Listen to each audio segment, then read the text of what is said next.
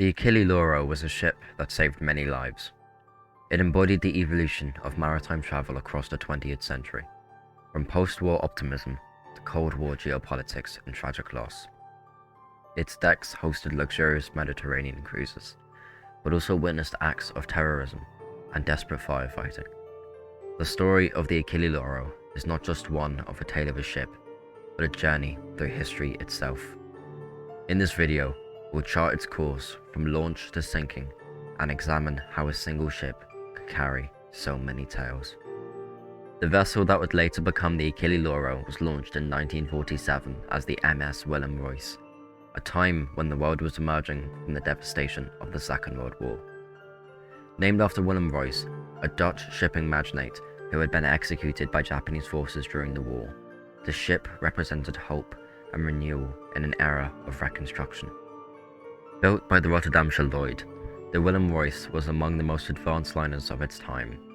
With a top speed of 23 knots, it was faster than many contemporary ships, and its modern design included anti-rolling tanks and full air conditioning, a rarity in the 1940s.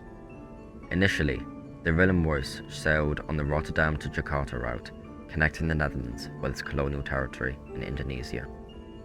As the era of colonialism came to an end, with Indonesia declaring independence in 1949, the ship adapted to changing travel demands. However, by the 1960s, the rise of commercial air travel led to a significant decline in ocean liner passenger traffic, prompting ship owners to rethink the roles of their fleets. In 1965, the Lauro Line, an Italian shipping company, purchased the Willem Royce and renamed it Achille Lauro.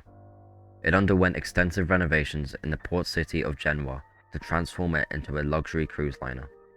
The Italian shipbuilders stripped the ship down and redesigned it from the inside out, installing new restaurants, a casino, swimming pools, and even a theatre for on-board performances.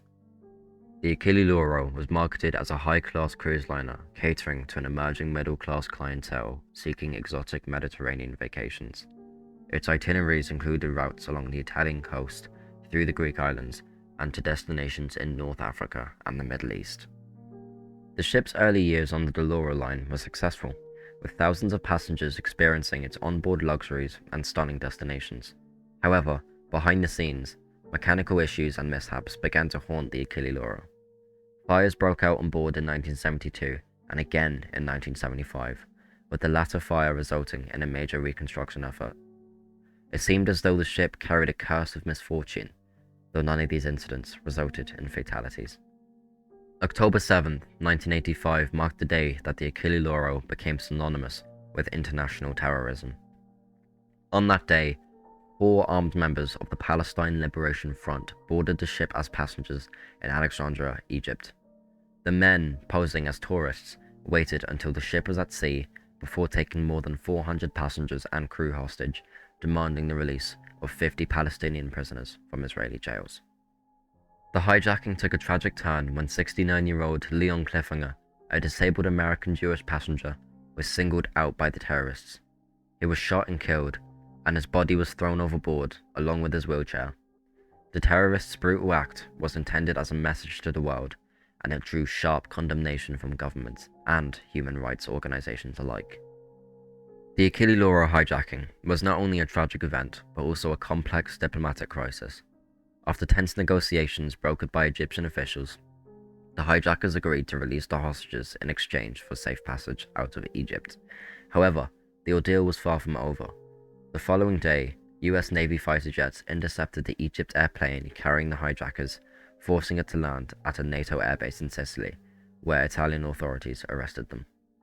The subsequent trial of the hijackers and the political fallout further complicated US-Italian relations, as Italy refused to extradite one of the masterminds behind the hijacking, who had been aboard the plane. The incident highlighted the vulnerabilities of cruise ships to terrorism, leading to stricter international regulations on maritime safety.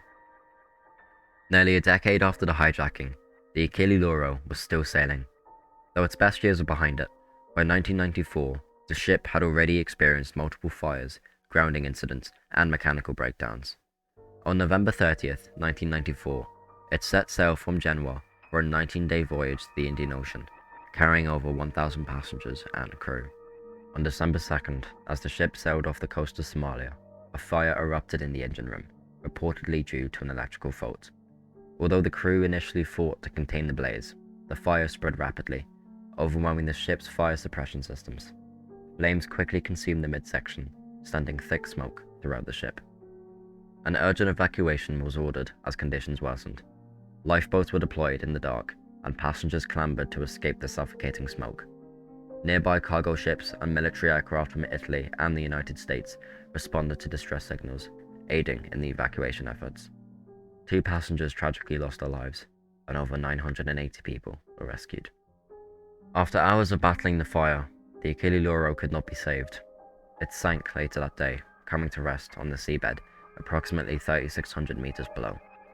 The ship sinking marked the end of a tumultuous 47-year-old journey, during which it experienced moments of glamour and moments of horror. The sinking led to renewed scrutiny of cruise ship safety standards. Although the fire was never definitively attributed to a single cause, investigators cited the ship's aging electrical systems, lack of adequate fire barriers, and delayed response as contributing factors. The incident added pressure to the push for more stringent international maritime safety regulations. Despite its tragedies, the Achille Lauro story left a lasting legacy on the cruise industry. The 1985 hijacking prompted governments to establish anti-terrorism frameworks for ships, such as the International Ship and Port Facility Security Code. Meanwhile, the sinking in 1994 highlighted the need for continuous improvements in fire prevention and safety emergency procedures. The Achille Lauro was more than just a cruise liner.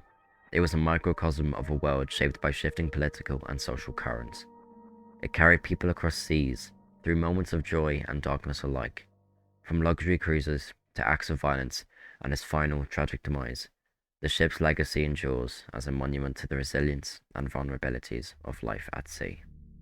Anyways, thank you so much for joining me on this journey throughout history, as we explored the incredible story of the Achille Lauro. I hope you found this video insightful and engaging. If you enjoyed it, don't forget to give it a thumbs up and share it with your friends, please. And if you haven't already, make sure you subscribe to my channel and turn on notifications so you never miss out on any future videos. I'm just getting started on this adventure, and I'd love for you to be a part of it. Remember, history isn't just about the past, it's about understanding where we come from to shape a different future. So, until next time, stay curious, stay passionate, and keep exploring the fascinating stories that make up our world. This is Zin, signing off. Take care, and I'll see you in the next video. Goodbye.